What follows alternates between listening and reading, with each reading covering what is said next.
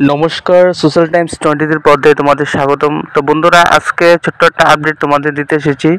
তো দেখো, আমরা প্রতিনিয়ত চেষ্টা করছি তোমাদের আপডেট দেওয়ার।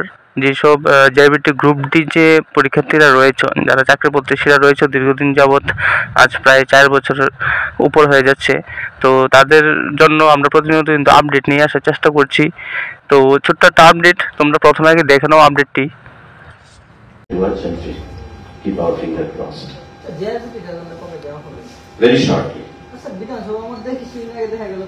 Words and feet. Keep our finger crossed. Very shortly.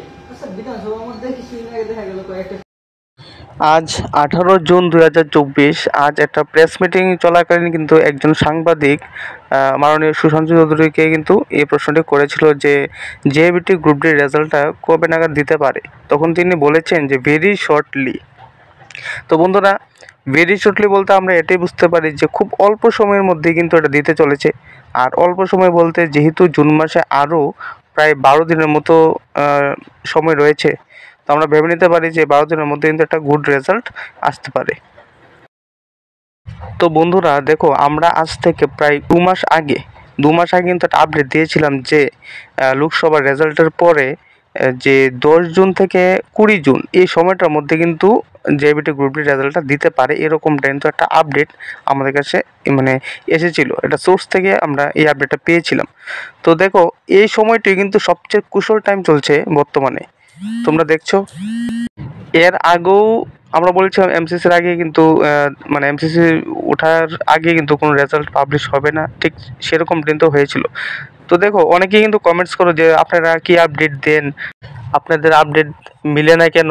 তো দেখো, আমরা সঠিক আপডেটই কিন্তু তোমাদেরকে দেই, ঠিক আছে। এখন দেখা গেল যে হ্যাঁ 20 জুনের মধ্যে রেজাল্টটা পাবলিশ হলো না, তাহলে এটা কিন্তু আমাদের ফল্ট নয়। কারণ দেখো, তোমরা এখন বুঝতে পারছো মাননীয় সুশান্ত চৌধুরী আজ 18 জুন, 20 জুন কিন্তু হয়নি, এখন আরও 2 দিন সময় রয়েছে।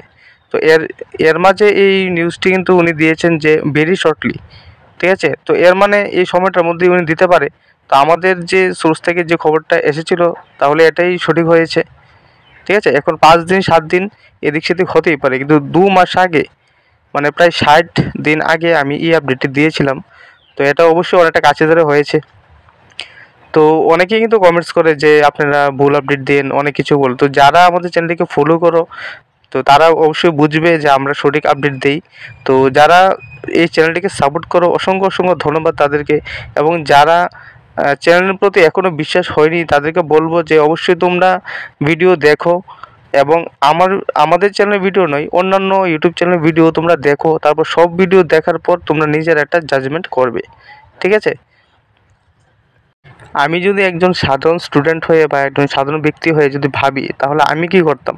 আমি প্রত্যেকটা ইউটিউব চ্যানেলের ভিডিওগুলি দেখতাম এবং সেগুলি দেখে এটা নিজে থেকে একটা অ্যাসেসমেন্ট করতাম যে কি হবে, ঠিক আছে। মানে সব কিছু, যেমন আমরা অনেকগুলি নিউজ পেপার কিন্তু ত্রিপুরার যে বের হয়, তো সবগুলি নিউজ পেপার পড়ার পরে কিন্তু আমরা ব্যক্তিগতভাবে একটা মানে এটা নিজে নিজে কিন্তু একটা জিনিস ভাবতে পারি যে কোনটা হতে পারে, কোনটা এটা আভাস আমরা বুঝে যাই, ঠিক আছে না, প্রত্যেকটা সংবাদপত্র বা নিউজ চ্যানেলের ভিডিও দেখার পর। তো এটাই বলবো যে দেখো, জেআইবিটি গ্রুপ ডি ছাড়াও অন্যান্য যারা ক্যান্ডিডেটসরা রয়েছে তাদের জন্য কিন্তু আমরা ভাবি, আমরা প্রতিনিয়ত আপডেট নেওয়ার কিন্তু চেষ্টা করি। Jail police, fire service, police constable, প্রত্যেকটার জন্য কিন্তু আমরা ভাবি।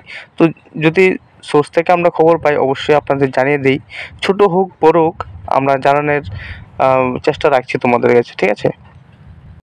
তবে অবশ্যই ফাইনাল একটা কথা বলবো যে 20 তারিখ তো এখনো হয়নি, তো তোমরা 2টা দিন ওয়েট করো, এবং 20 তারিখের মধ্যে যদি নাও দেই, তাহলে এই মাসের মধ্যে হয়তো দিয়ে দেবে, যেহেতু মাননীয় সুশান্ত চৌধুরীজি এই বক্তব্যটি দিয়েছেন, ঠিক আছে। তো আমরা বুঝে নিতে পারি যে অন্তত জেআইবিটি গ্রুপ ডির মেরিট লিস্টটা কিন্তু পাবলিশ হতে চলেছে, ঠিক আছে।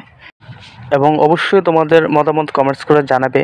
তবে অনেকে যারা অনেক কমেন্টস করো, যার মধ্যে একটু নেগেটিভ কমেন্টস থাকে, দেখো আমাদের এখানে যদি 100টা কমেন্টস আসে, তার মধ্যে 2-3টা কমেন্টস কিন্তু এরকম থাকে যে অনেকে লেখে যে হ্যাঁ ফালতু ভিডিও, বা জেআইবিটির উপর বানিয়ে ভিউজ কামাচ্ছে। তো দেখো, জেআইবিটির উপর ভিডিও কিন্তু আমি অনেকগুলি বানাতে পারি, যে কাট অফের ভিডিও কিন্তু আমরা একটাই বানিয়েছি, তাও আজ থেকে প্রায় 1.5-2 মাস আগে, ঠিক আছে। তো আমরা চেষ্টা করলে কিন্তু 2-3টা ভিডিও বানাতে পারতাম।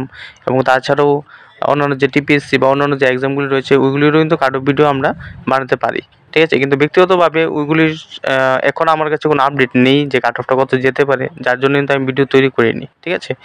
তবে অন্যান্য যে ইউটিউব চ্যানেলগুলি রয়েছে ওইখান থেকে কিন্তু আমি তথ্য সংগ্রহ করে, ধরুন কথার কথায় কেউই 50 দিয়েছে, আমি ওটাকে 51 করে দিলাম, 51 করে দিলাম কাট অফ। এভাবে কিন্তু আমি ভিডিও তৈরি করতে পারি, এগুলি কিন্তু ভিউজ আসবে, ঠিক আছে।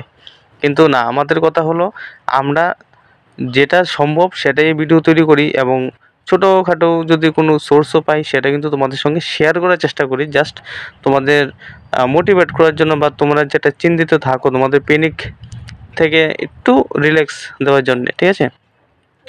আর ভিউজ আমরা অনেক রকমভাবেই কিন্তু কামাতে পারি, এটা আমারও অনেক বুদ্ধি রয়েছে, ঠিক আছে, কীভাবে ভিউজ কামাতে হয়। তো আমি কিন্তু এইসব করি না, ঠিক আছে। তবে ঠিক আছে, আমি আর বেশি কিছু বলবো না। তো সরি যদি কেউ মানে হৃদয়ে স্পর্শ করে আমার কথাগুলি কোনো খারাপ লাগে, তো অবশ্যই ব্যক্তিগতভাবে অনেক অনেক সরি। তো অবশ্যই আমাদের চ্যানেলে ভিডিও দেখবেন, ঠিক আছে। আর আমরা চেষ্টা করি প্রতিনিয়ত আপডেট দেওয়ার জন্য, ঠিক আছে।